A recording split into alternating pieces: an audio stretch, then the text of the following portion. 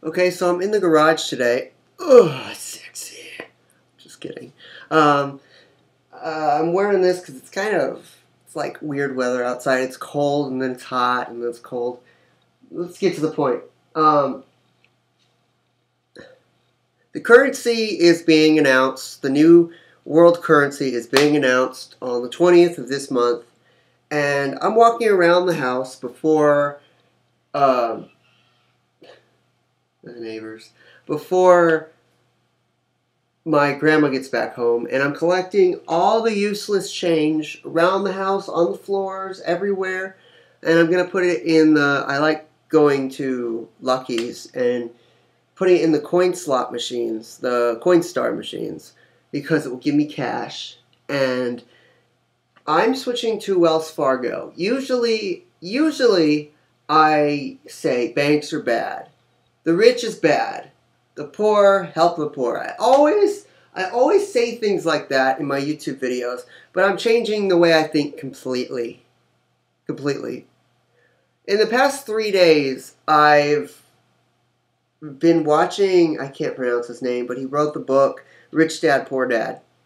And just listening to the sample has changed my way of thinking completely. I am no longer going to be the kind of guy that says, fuck, I don't care. I don't care what you think. Because if you want things in life, if you want things from people, you're going to have to act professional. And then when you're not near those people, you can act completely unprofessional. Because if you want the things from those people, you're going to have to get their respect by acting professional. Now, I've learned that the rich succeed, the middle class work, and the poor always fail. They do. The poor always fail, no matter what. The rich will always find a way to escape. They'll always find a way to change rules. They'll always find a way to save themselves. Even if they don't win, they'll find a way to get away from getting in trouble. So, what does this all mean? What does this all mean? This means it's better to be rich than to be poor.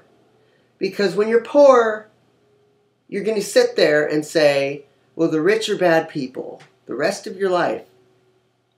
And you're going to find ways to escape. All the time. And you're never going to do anything about it. I was in between the poor to middle class way of thinking forever. Until 3 days ago. Really, I was. I pretty much said fuck it to school. Fuck it to this. Fuck it to that. And the only thing I was doing smart was saving up gold and silver. Which is smart. Because China's saving up gold and silver. The USA stole some of Russia's gold and silver. And pretty much lots of states are saving up gold and silver. It was in 2011, I just found this out yesterday, that WikiLeaks, the site that illegally finds government information and exploits it to the public, showed that China was harvesting gold all the way back in 2011. And they were the 6th highest country that had gold. Now, they're one of the top because they've accumulated so much of it. Why would they be doing that for no reason? You should right now, before the 20th, invest in gold and silver. Because once they announce the new currency and say that it has to do with gold and silver, the prices of it are going to go up and you're not going to be able to buy it because it's going to be expensive. Now, right today and yesterday, silver has gone up more than gold has. And I'll tell you why. It's because silver was at $14 and it went up to $15 to $14 to $15 to $14. But now it's just staying at 15 and going a little higher in increments. So, why? Why is that happening? It's estimated that gold is going to go up to 5,000, which I can't see, but silver, I can see this. Silver is supposed to go up to 300 in estimate. And if that happens, the people who bought it for $14, like me, per ounce, are going to get a lot of money. A lot. Because I have about, how much do I have? Oh, 30 ounces of silver. And I was laughed at pretty much by most of my family. I was not laughed at by the capitalism side of my family, my dad and my grandpa. And the reason why is because they own real estate.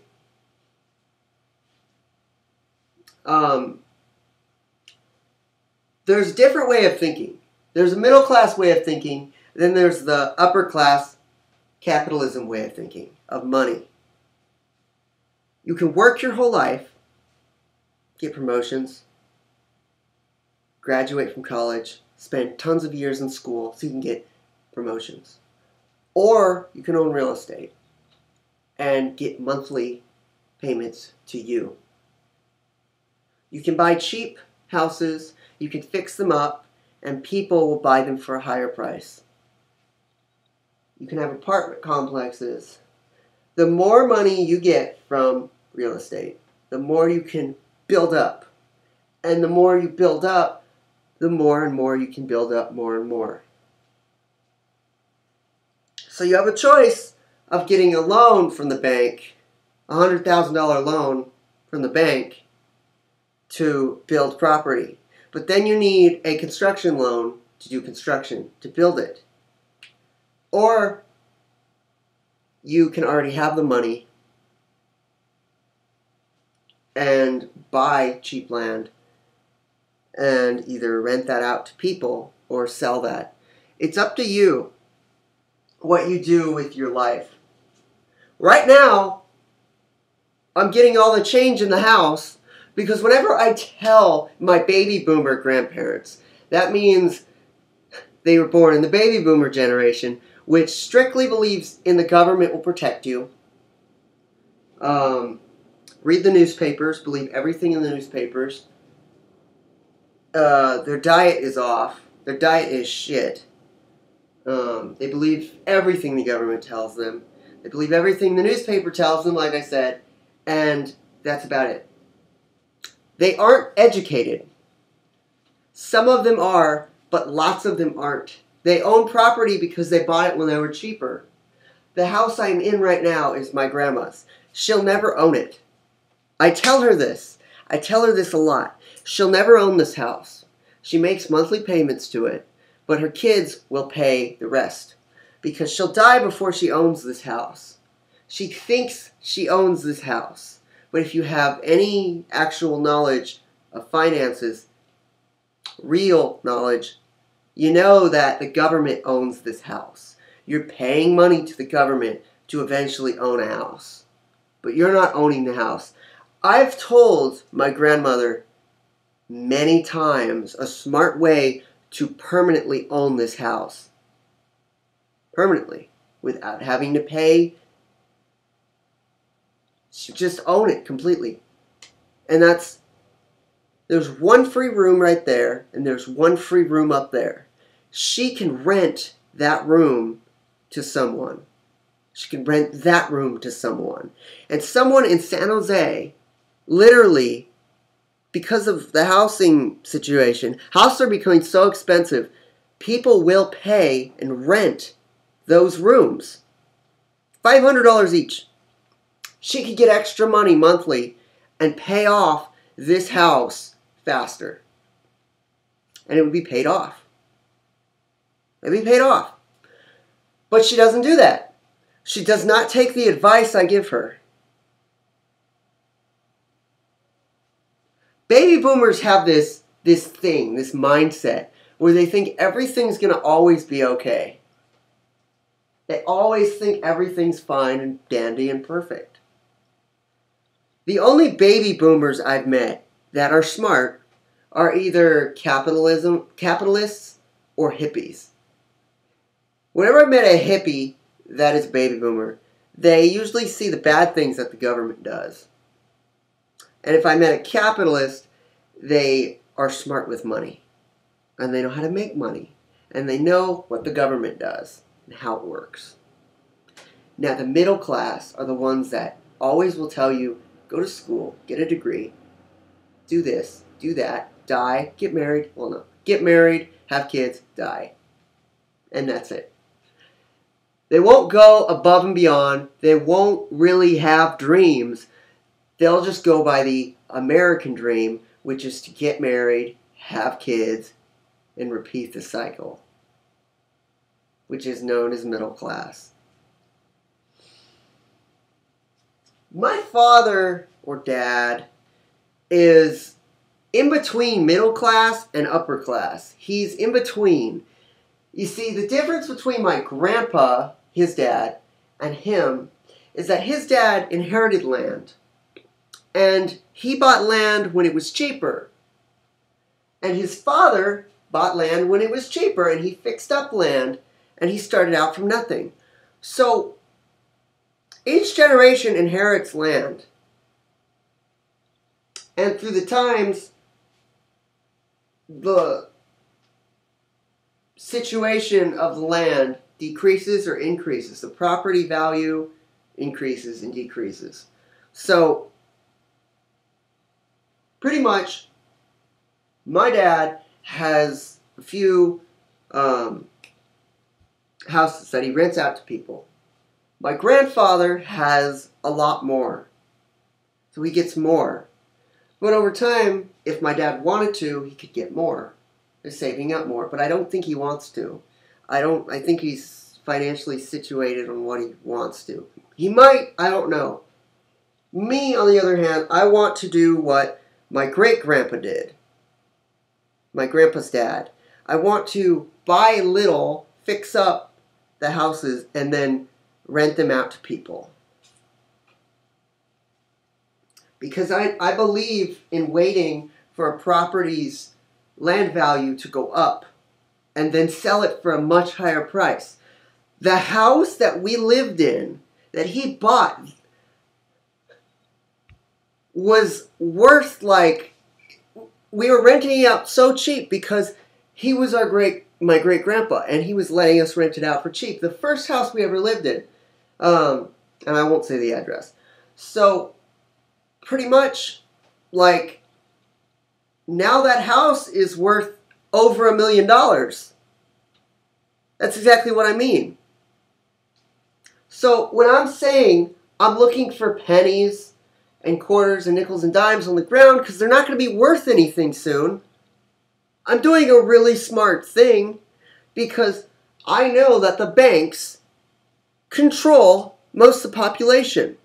They may fuck up a lot, and we're in huge debt, but there's good debt and there's bad debt. So when I am getting all these things, because I know that they're not going to be worth anything else, and I'm putting them into a bank, I'm going to have value. Because soon, if I just have physical change and physical dollar bills, it's going to be useless. It will be useless, and you won't have any use for it. If it's credit, if it's just in a computer and it's ones and zeros in a bank, I have better chance that I have a use for it. Surely, lots of people think the economy is going to crash very, very soon. And it probably will, but in 5 years. 2020 maybe, or 2019. A lot of people say 2019, a lot of people say 2020. But as for right now,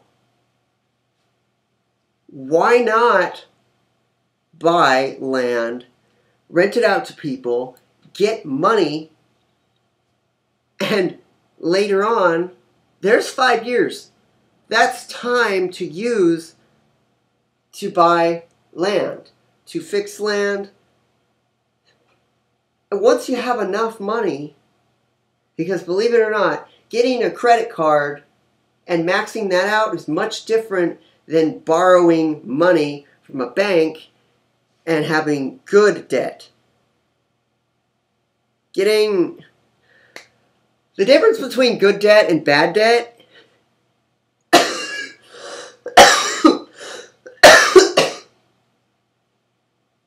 Sorry. I'm going to have to use an example.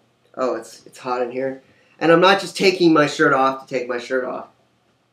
I'm literally, it's hot in here. But the difference between good debt and bad debt is that if you max out a credit card to buy a TV, a PlayStation 4, objects, if you max it out to buy a couch, a nice thing, objects, you are getting yourself into terrible debt. If you are using it to invest in real estate, gold, silver, things that will make you, or a company, things that will make you money into the future, then you're doing a good thing. You can pay back that debt later on. If you're buying a couch, a $3,000 expensive couch with a credit card, you're fucking yourself over. You are. You really are. You're stupid. You're a dumbass for doing that. And here's the thing I just learned today. If you ever use student loans to buy something that you like a video game system, a TV, like anything, if you use it to buy a computer, something useless, if you don't use it wisely, you have to pay those student loans off. There's no way to avoid paying your student loans off. If you're poor, and you still have to pay your student loans off. You cannot avoid it. So keep that in mind. Keep that in mind. So, what have we learned today? We've learned invest. Don't waste money. Don't use money the wrong way. And once the currency changes, well, a lot more people are going to become poor. Because a lot more people don't do research. And a lot more people don't believe in what's happening. And that's called the mainstream media. So goodbye, everyone. I hope this helped someone. Bye. Oh, one last thing. I look up to my dad and his dad more than anyone in my family because they're smart with money. That's it.